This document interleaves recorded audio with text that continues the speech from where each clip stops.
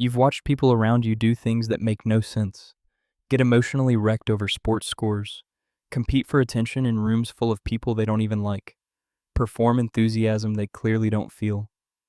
And at some point you've wondered, is something wrong with them or is something wrong with me? Here's what's actually happening.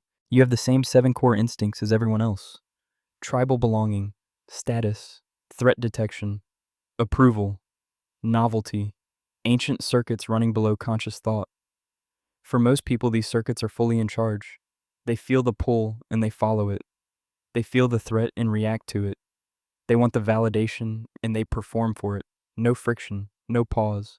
The system runs and they run with it. But some people wired differently or shaped early by environments that demanded a different calibration develop what researchers call a higher activation threshold. Your instincts still fire. They just need something different to trigger them. And to everyone operating on the default settings, that looks like something is wrong with you. Here's what's actually different: the tribal instinct. They've called you a loner your whole life, someone who doesn't invest in people, someone who keeps pulling away. And there's something to that. You do draw sharper lines than most people. But here's what the research shows. Dr. Robin Dunbar, the British anthropologist who developed Dunbar's number, found that humans can maintain about 150 stable social relationships, but only 5 to 15 genuinely meaningful ones. His research published in Behavioral Ecology confirmed that social quality matters more than social quantity for long-term well-being. Your tribal instinct didn't break. It calibrated. You want one person who actually shows up, not 40 who know your name. Most people call that loneliness. It's not. It's precision. The status instinct. They read your silence as arrogance, your stillness as contempt. You walk into a room, don't compete, don't perform, and people decide you think you're better than them. That reaction is real. People feel something around you they can't name. And they call it arrogance because that's the closest word they have. But what they're actually responding to is the absence of status signaling.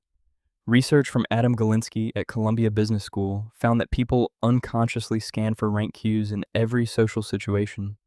Eye contact, posture, whether you're even trying to win. When those signals are absent, the script breaks. Your calm makes their noise feel embarrassing. That's not arrogance. That's what happens when you stop playing a game everyone else still thinks is mandatory. The approval instinct. People don't understand why you don't need their opinion, and they take it personally. They're not wrong to notice. Most people are built to monitor the social mirror constantly. Neuroscientist Dr. Matthew Lieberman's 2013 research in social showed that the same neural networks activated by physical pain are also activated by social rejection. We evolved to care what the group thinks. For 200,000 years, being cast out meant death. But some people rewire early. They develop what psychologists call internal locus of evaluation. They move the mirror inside. You still have an audience. It's just not them. Picture what that looks like. Someone spends years building something real. No posts, no updates, no audience. A coworker eventually finds out and asks why he never mentioned it. He says 3 words. It didn't need witnesses. Not cold, not arrogant. Just someone who had already moved the mirror somewhere else. But here's where I want to stop. Because there's a version of all this that isn't quiet power. There's a version where the instincts aren't transcended, they're just switched off. Where the stillness isn't strength, it's distance. Where the precision isn't calibration, it's fear of what real closeness costs. Is your tribal instinct refined? Or are you just protecting yourself from something that could actually reach you? Is your approval instinct internal, or have you stopped caring about yourself too? Only you know which one it is. And both look exactly the same from the outside. The threat detection instinct. They call it paranoia, overcaution. Why do you always assume the worst? And sometimes they're right. You've pulled back from people who didn't deserve the suspicion, exited situations that turned out fine.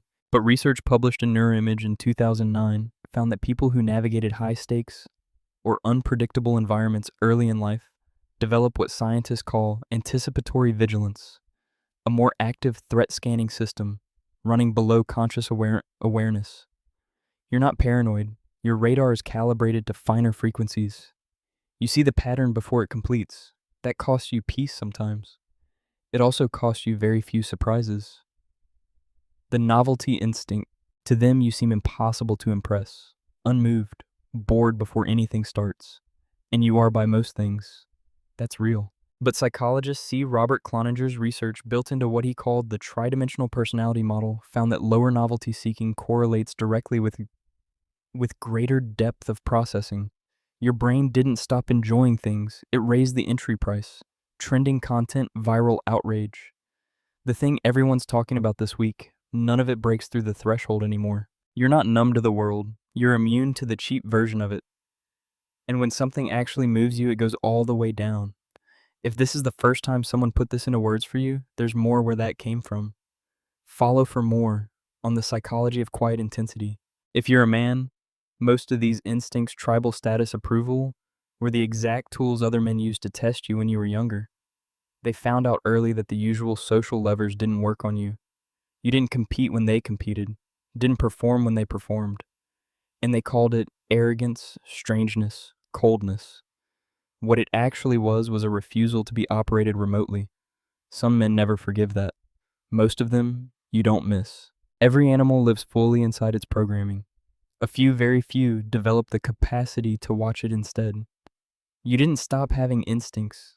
You just stopped being run by the ones that weren't yours. Which instinct hit you hardest the moment you recognized it in yourself? Drop it in the comments. And if you know someone who spent their life being misread, send this to them. Sometimes just having a name for it changes everything.